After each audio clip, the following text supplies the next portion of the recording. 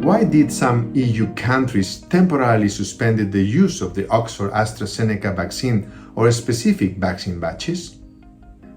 As a precaution, national health authorities may sometimes temporarily suspend the use of a vaccine batch or a vaccination campaign in the course of the investigation of a severe adverse event or a cluster of adverse events following immunization.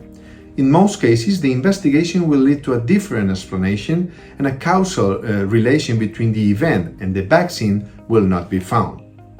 Concretely, the detection of a series of thromboembolic cases coincidental in time with vaccination in Austria, in Denmark or elsewhere in the first quarter of 2021 led to the opening of an investigation and a precautionary suspension of the use in a few countries of this vaccine.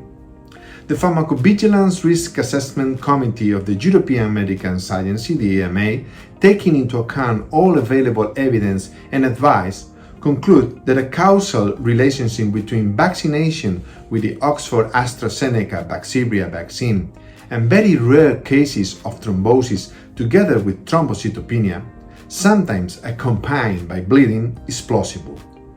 The reported thrombosis with thrombocytopenia include venous thrombosis, also in unusual sites such as cerebral venous sinus thrombosis, where blood clots in the brain's venous sinuses prevent blood from draining out of the brain, and splanchnic vein thrombosis, which involves one or more veins in the abdomen, as well as arterial thrombosis.